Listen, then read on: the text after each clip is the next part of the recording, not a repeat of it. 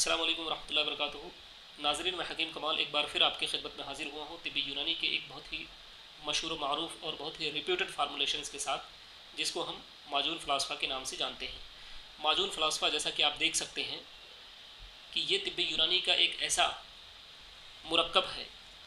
कि जो तकरीबन सदियों से, यानी कई सौ साल से इस्तेमाल में चला आ रहा है। ये मुरक्कब इतने दिनों से इस्तेमाल होने के बावजूद भी अगर इसको सही तरीके से, सही क्वांटिटी के अंदर और मिजाज को रूल आउट करते हुए अगर इस्तेमाल किया जाता है तो इसका कोई साइड इफ़ेक्ट या कोई मुज़िर असरात नहीं मिलते हैं। ये बहुत ही कॉमन मुरक्कब है, इसीलिए इसको, चूँकि एक क्लासिकल फार्मूलेशंस है, इसीलिए तमाम जो यूनानी की कंपनियां हैं वो सभी इसको बनाती हैं और इसी बुनियाद पर ये हमारे मुल्क के हर छोटे बड़े शहर के अंदर बहुत आसानी के साथ दस्तयाब होता है। वहाँ से इसको परचेज़ करके इस्तेमाल किया जा सकता है। इसी से मिलता जुलता एक माजून हम लोग अपने यहाँ तैयार करते हैं जिसका हमने नरवीना का नाम दिया है। इसके अंदर कुछ इजाफात के साथ और कुछ मॉडिफिकेशंस के साथ ये मुरक्कब भी काफ़ी हद तक इसके इंडिकेशंस माजून फ़लासफ़ा से मिलते जुलते हैं। इसको भी उन जगहों पर इस्तेमाल किया जाता है। तो साथियों, आज के इस लेक्चर के अंदर दरअसल हम लोग माजून फ़लासफ़ा के उसके डिफरेंस एस्पेक्ट्स पे बात करने की कोशिश करेंगे और साथ ही साथ हमारी ये कोशिश रहेगी कि आखिर में हम अपने तजर्बात को भी आपके सामने शेयर करें ताकि ज़्यादा से ज़्यादा लोग इससे फ़ायदा हासिल कर सकें। इसलिए आपसे गुजारिश है कि आप हमारे इस वीडियो को आखिर तक ज़रूर देखें और जो लोग हमारे चैनल पर नए हैं वो हमारे चैनल को सब्सक्राइब करें और बेल का आइकन ज़रूर प्रेस करें ताकि वक्त पर आपको नोटिफिकेशन मिलता रहे। साथ ही साथ अपने दोस्तों को भी ज़्यादा से ज़्यादा शेयर करें ताकि वक्त पर उनको भी वीडियो और उनको भी इंफॉर्मेशन मिल सके। दोस्तों, माजून फ़लासफ़ा अगर हम इसके नाम की बात करें तो कई सौ साल पहले या हज़ारों साल पहले एक हकीम ने इसको तरतीब दिया और इस चीज़ को जहन में रखते हुए कि जो लोग दिमागी मेहनत का काम ज़्यादा करते हैं, यानी फ़िलासफ़र लोग, तो उनको जहन में रखते हुए उनके कॉम्प्लिकेशंस को या दिमागी मेहनत के काम के नतीजे में जो बदन के अंदर एक परेशानी पैदा होती है या जो एक शिकायत लाहिक होती है, चाहे वो ज़ौफ़े दिमाग का मामला हो या दिमागी थकान का मामला हो, बदनी थकान का मामला हो, तो उन तमाम चीज़ों को नज़र में रखते हुए उस हकीम ने इस नुस्खे को तरतीब दिया और इसीलिए इसका नाम माजून फ़लासफ़ा रखा। यानी ऐसा माजून जो कि फ़लासफ़ा के लिए या दिमागी मेहनत के काम करने वालों के लिए ज़्यादा मुवाफ़िक है। इसको कुछ लोग बूढ़ों की लाठी से भी ताबीर करते हैं, तो इसका ये नाम इसलिए रखा जाता है या बूढ़ों की लाठी से इसलिए इसको ताबीर किया जाता है क्योंकि हम सभी जानते हैं कि एक उम्र के बाद, यानी जब आदमी अधेड़ उम्र या बुढ़ापे की उम्र की तरफ बढ़ता है तो धीरे धीरे उसकी क़ुव्वतें कमज़ोर होने लग जाती हैं, उसके आसाब या उसके नफ्स कमज़ोर होने लग जाते हैं, साथ ही साथ उसके हाथ पैर जवाब देने लग जाते हैं, हाथों पैरों में दर्द की शिकायत होने लग जाती है, उसके जोड़ों के जो सपोर्टिंग स्ट्रक्चर्स हैं वो काफ़ी हद तक कमज़ोर होने लग जाते हैं। इसलिए इंसान को ऐसी उम्र के अंदर लाठी की ज़रूरत पड़ने लग जाती है। तो इस माजून के इस्तेमाल के नतीजे में, चूँकि अगर इस माजून को अगर बुढ़ापे की उम्र में या बूढ़े लोगों में इस्तेमाल किया जाए, बुढ़ापा आने से पहले ही से अगर इसको इस्तेमाल करना शुरू कर दिया जाए या बूढ़ों में अगर रेगुलर इसको इस्तेमाल किया जाए तो फिर उसे किसी लाठी की या किसी सहारे की ज़रूरत नहीं पड़ती है। यानी इसके इस्तेमाल के नतीजे में जो बूढ़े लोगों के अंदर जो कॉम्प्लिकेशन पैदा होती है, जो क़ुव्वतें कमज़ोर होती हैं, जो जोड़ों में दर्द की शिकायत रहती है या इसी तरीके से जो भूलने की शिकायत पैदा होने लग जाती है, तो इन तमाम चीज़ों के लिए ये माजून बहुत ही उम्दा और एक बेहतरीन टॉनिक है, एक बेहतरीन मुरक्कब है जिसको बूढ़ों के अंदर इस्तेमाल किया जाना चाहिए। तो अगर कोई इसको इस्तेमाल करता है तो फिर उसे किसी सहारे की ज़रूरत नहीं पड़ती है, इसीलिए इसको बूढ़ी की लाठी से भी ताबीर किया जाता है। अगर इस मुरक्कब के इंग्रेडिएंट्स के बारे में अगर आप बात करें तो ये मुरक्कब तकरीबन 13 अज्जा पर मुश्तमिल है, जिसमें अगर सरसरी तौर पर इसके अज्जा को अगर आप देखें तो इसके अंदर तुख्मे बाबूना, जंजबील, फिलफिल सियाह, फिलफिल दराज, इसी तरीके से हलीला सियाह, आमला मुकशर, शीतरज हिंदी, ज़रावन मदहरज, खुसियतुस्सालब, मग़ज़ चिलगोज़ा और इसके अलावा इसके अंदर नारजील और मवीज़ मुनक्का शामिल है। तो ओवरऑल अगर इस मुरक्कब के मिजाज के बारे में अगर बात करें, हालांकि मेरी कोशिश रहेगी कि मैं इसके मिजाज और इसके अज्जा पर एक दूसरा वीडियो बनाऊं जिससे आप ज़्यादा से ज़्यादा फ़ायदा उठाएँ, लेकिन चूँकि हम मरीज़ का इलाज करने जब जाते हैं तो हमें मुरक्कब का भी मिजाज मालूम होना चाहिए, क्योंकि यूनानी का जो फंडामेंटल है या जो लाइन ऑफ ट्रीटमेंट है जिस पर मेन हमारा ट्रीटमेंट बेस करता है वो मिजाज पर है। तो इसीलिए अगर हम इस मुरक्कब के अज्जा पे अगर आप गौर देख करें तो हमें ये मालूम होता है कि इसके अंदर दोनों तरीके की इंग्रेडिएंट शामिल हैं, यानी इसके अंदर बारिद इंग्रेडिएंट भी हैं और हार भी हैं। लेकिन अगर इसका हम कैलकुलेशन करें तो कैलकुलेशन के नतीजे में जो मिजाज इस मुरक्कब का सामने आता है वो हार और याबिस है। तो इस हार और याबिस मुरक्कब को जाहिर सी बात है ऐसे लोगों में इसका इस्तेमाल ज़्यादा मुनासिब होता है जिनके अंदर बुरूदत और रुतूबत का गलबा होता है, या ऐसे मिजाज के लोगों में ये मुरक्कब ज़्यादा मुवाफिक होगा जो बुरूदत और रुतूबत की तरफ माइल होंगे। तो अगर हम इस मुरक्कब के इंडिकेशंस की बात करें तो ये मुरक्कब को अतिब्बा ने बहुत सारी जगहों पर मुफीद पाया और अपने तजर्बात की रोशनी में जो हमारी क्लासिकल किताबें हैं उसके अंदर उन्होंने ज़िक्र किया। अगर हम इस मुरक्कब के इंडिकेशंस पे देखें तो अतिब्बा ने इसको मुक़व्वी दिमाग यानी ज़ौफ़ दिमाग के अंदर बहुत ज़्यादा मुफीद बताया है, यानी जहाँ पर दिमागी थकान या इसी तरीके से जो बदनी थकान हासिल होता है ज़ौफ़ आम के अंदर भी इसको बहुत ज़्यादा मुफीद बताया है। साथ ही साथ इसको मुक़व्वी बाह और इसी तरीके से मुअल्लिद मनी भी लिखा है। जैसा कि हम देखते हैं कि इसके अंदर बहुत सारे इंग्रेडिएंट्स हैं, ख़ास तौर पर अगर हम देखें खुसियत सालब को, मग़ज़ चिलगोज़ा वगैरह को, तो बेहतरीन किस्म के मुक़व्वी हैं, बेहतरीन किस्म के मुक़व्वी बाह अदविया है और मुअल्लिद मनी अदविया है। तो इस बुनियाद पर इसको मुक़व्वी बाह और मुअल्लिद मनी बताया है, यानी जहाँ पर ज़ौफ़ बाह की शिकायत हो और इसी तरीके से मनी की या इसी तरीके से जो मादे मनवियाँ हैं अगर उसकी पैदाइश कम होती है तो वहाँ पर भी इसको इस्तेमाल करने के लिए अतिब्बा ने इंडिकेशंस बताए हैं। साथ ही साथ इसके बारे में ज़ौफ़ हज़म के लिए कासिर रियाह के तौर पर भी इसको ज़िक्र किया है, यानी अगर किसी का हाजमा कमज़ोर होता है या इसी तरीके से गैसेस वगैरह की शिकायत रहती है तो वहाँ पर भी इसको अतिब्बा ने मुफीद बताया है। जोड़ों के दर्द के लिए और इसी तरीके से कमर के दर्द के लिए इसको मुफीद बताया है। साथ ही साथ मुक़व्वी गुर्दा और मसाना भी लिखा है, यानी ज़ौफ़ गुर्दा और मसाना के नतीजे में ख़ास तौर पर जो बुरूदत की वजह से ज़ौफ़ गुर्दा और मसाना लाहिक होता है और उसके नतीजे में जो सिम्टम्स या जो अलामात हमें मिलती हैं वहाँ पर भी इसका इस्तेमाल काफ़ी कारआमद और मुफीद बताया है।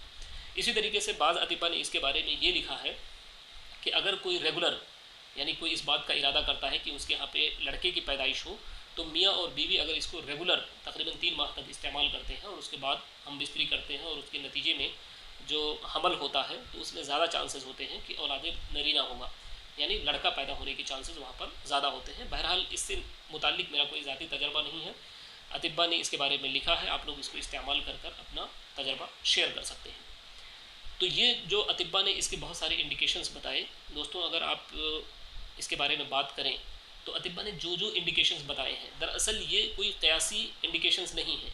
यानी सिर्फ अज्जा की बुनियाद पर एक क़यास लगा करके ये इंडिकेशंस नहीं लिखे गए हैं, बल्कि अतिब्बा के हज़ारों साल का जो तजर्बा है उसकी बुनियाद पर अतिब्बा ने ये इंडिकेशंस बयान किए हैं। और उसी बुनियाद पर जब हम इस दवा को अपने मतलब के इस्तेमाल करते हैं तो अतिब्बा के इन इंडिकेशंस को हम 100% सही पाते हैं। तो ज़ाती तौर पर अगर मैं बात करूं कि मैं चूँकि इस मुरक्कब को बहुत कसरत के साथ इस्तेमाल करवाता हूं बहुत सारी जगहों पर जहां पे इसकी ज़रूरत होती है और इसके बहुत अच्छे नताइज सामने आते हैं। ज़ाती तौर पर मैं बताऊं कि मैं बहुत ज़्यादा इस मुरक्कब को ऐसे लोगों में इस्तेमाल करवाता हूं जो कि दिमागी मेहनत का काम ज़्यादा करते हैं, यानी पढ़ने वाले बच्चे हैं या इसी तरीके से जो आजकल कंप्यूटर पे ज़्यादा काम करते हैं, यानी जो इंजीनियर्स वगैरह होते हैं या जो बिज़नेसमैन तबका है कि जिसकी वजह से दिमागी मेहनत का काम करने की वजह से जो उनको एक थकान हासिल होता है, जो एक गिरानी महसूस होती है या इसी तरीके से जो जहनी थकान हासिल होता है, ऐसे लोगों में इसके इस्तेमाल करने की वजह से लोगों के अंदर नशात और फुर्ती पैदा होती है, दिमागी थकान दूर होने लग जाता है। इसी तरीके से बॉल फिल फ्राश के अंदर या कसरत बॉल के अंदर अगर इसको इस्तेमाल करते हैं तो ये मुरक्कब बहुत ही ज़्यादा मुफीद साबित होती है और मैंने बारहा इसको तजर्बा किया और बारहा इसको बहुत सारे मरीज़ों पर इस्तेमाल किया, इसका नतीजा कभी भी निगेटिव नहीं मिलता है, यानी अगर सही तरीके से सही डोज़ के अंदर अगर इसको इस्तेमाल करते हैं तो। इसी तरीके से ज़ौफ़ बाह के अंदर भी मैंने इसको इस्तेमाल करवाया और करवाता भी हूँ बहुत सारे मरीज़ों के अंदर, ख़ास तौर पर वो ज़ौफ़ बाह जो कि अधेड़ उम्र के अंदर लाहिक होता है, यानी बूढ़ों को या इसी तरीके से 45 या 50 साल के बाद जो ज़ौफ़ बाह लाहिक होता है, ऐसे लोगों में अगर हम इस मुरक्कब का इस्तेमाल करते हैं तो इसके बहुत ही बेहतरीन नताइज सामने आते हैं। इसी तरीके से जो ज़ियाबतस के मरीज़ हैं, यानी जो शुगर के मरीज़ हैं और शुगर के नतीजे में जो ज़ौफ़ बाह का एक कम्प्लिकेशन पैदा होता है, तो जब इसके अंदर हम इसको इस्तेमाल करते हैं तो भी ये मुरक्कब बहुत ही मुआविन और मददगार और बहुत ही इफ़ेक्टिव साबित होता है। जोड़ों के दर्द में भी मैं इसको इस्तेमाल करता हूँ, कमर के दर्द के मरीज़ों में भी इसको इस्तेमाल करता हूँ और ऐसी सूरत में ख़ास तौर पर वो जोड़ों का दर्द या वो कमर का दर्द जो बूढ़ों को लाहिक होता है, या हम ये कह सकते हैं कि जिसका मिजाज बुरूदत और रुतूबत होता है, यानी ऐसा दर्द जो बुरूदत और रुतूबत के सबब पैदा होता है, वहाँ पर जब हम इसका इस्तेमाल करते हैं तो इसके बहुत ही बेहतरीन नताइज सामने आते हैं। साथ ही साथ ज़ौफ़ आम के अंदर भी इसका बहुत ही अच्छा रिज़ल्ट मिलता है। एक इसके अलावा अगर आप देखें तो एक तरह के पेशेंट बहुत सारे आते हैं जो बदन के सुन होने का शिकायत करते हैं, यानी जिसको हम नमनेस से ताबीर करते हैं, जिसको इंग्लिश के अंदर नमनेस कहा जाता है। यानी बहुत सारे मरीज़ों को जहाँ पर ये शिकायत होती है तो उसके अंदर भी इस मुरक्कब का इस्तेमाल बहुत ही ज़्यादा मुफीद होता है, क्योंकि यूनानी के तलबा या यूनानी के हुक्मा इस बात को बखूबी जानते हैं कि नमनेस दरअसल फुजलात गरीबा का, यानी जो एबनॉर्मल फुजलात हैं, एबनॉर्मल फुजलात रुतूबिया कह सकते हैं, कि जो रुतूबत है एबनॉर्मल तौर पर अगर बॉडी के अंदर इकट्ठा होने लग जाती है तो उसके नतीजे में हरारत गरीज़िया कमज़ोर होने लग जाती है, और उस हरारत गरीज़िया की कमज़ोरी की बुनियाद पर बदन का सुनपन होने की शिकायत पैदा हो जाती है। तो ऐसी जगह पर अगर इस मुरक्कब को इस्तेमाल करते हैं तो ये मुरक्कब बहुत ही बेहतर नताइज सामने लेकर के आता है, कभी कभी तनहा और कभी कभी दूसरे मुरक्कबात के साथ। इसी तरीके से कुछ लोग मसल ट्यूचिंग की शिकायत करते हैं, यानी जिसको हम आम ज़ुबान में या मरीज़ टाँस लगने से भी ताबीर करते हैं, तो वहाँ पर भी अगर हम इस मुरक्कब को इस्तेमाल करते हैं तो इसके बहुत ही उम्दा और बेहतरीन नताइज सामने आते हैं। इसी तरीके से आजकल हम देखते हैं कि हाइपोथायराइडिज़म की जो प्रॉब्लम है वो बहुत कॉमन है। तो हाइपोथायराइडिज़म के मरीज़ों का अगर मिजाज देखें तो दरअसल उनका मिजाज बुरूदत और रुतूबत की तरफ माइल होता है। तो इसलिए अगर इन मरीज़ों के अंदर माजून फ़लासफ़ा का अगर हम इस्तेमाल करते हैं तो हाइपोथायराइडिज़म के नतीजे में जो पैदा होने वाले जो कॉम्प्लिकेशंस हैं, न सिर्फ वो दुरुस्त होते हैं या उसके अंदर इम्प्रूवमेंट होता है, बल्कि साथ ही साथ अगर इसको हम रेगुलर इस्तेमाल करते हैं तो कई बार जो उनके हाइपोथायराइडिज़म की जो प्रॉब्लम है, यानी जहाँ पर थायरॉक्सिन हार्मोन का लेवल कम होता है, वो भी दुरुस्त हो जाता है। तो इसलिए ऐसे लोगों में मैं बकसरत इस्तेमाल करता हूँ। कभी कभी जो शुगर के मरीज़ होते हैं और उनका शुगर का भी मिजाज अगर देखेंगे कि शुगर के मरीज़ों का मिजाज जो होता है, उनके बॉडी का मिजाज दरअसल बुरूदत और रुतूबत की तरफ माइल होने लग जाता है। तो ऐसे लोगों में भी इसका इस्तेमाल किया जाता है, ख़ासतौर पर एक उम्र के बाद। तो इन तमाम लोगों के अंदर जब हमने अपने मतब के अंदर इनको इस्तेमाल करवाता हूँ तो इसके बहुत ही बेहतरीन नताइज सामने आते हैं। इसलिए अगर आप भी यूनानी प्रैक्टिस करते हैं तो आप भी इस मुरक्कब को इस्तेमाल करिए और इससे ज़्यादा से ज़्यादा फ़ायदा हासिल करिए। दोस्तों, कई बार ऐसा होता है कि हम दवाओं को इस्तेमाल करते हैं, यानी अतिब्बा ने जो इंडिकेशंस बयान किए हैं उसका इस्तेमाल उस इंडिकेशन के हिसाब से हम इस्तेमाल करने की कोशिश करते हैं और हमें नताइज नहीं मिलते हैं, तो फिर हम अतिब्बा को कोसने लग जाते हैं। हालांकि इसके लिए ज़रूरी है कि जब भी हम किसी मुरक्कब का इस्तेमाल करें या अतिब्बा ने जो इंडिकेशंस बयान किए हैं, सबसे पहले हम उस इंडिकेशंस को समझने की कोशिश करें। मिसाल के तौर पर इसी मुरक्कब के बारे में कि जैसे अतिब्बा ने लिख दिया कि ये दवा ज़ौफ़ बाह के अंदर बहुत ज़्यादा मुफीद है,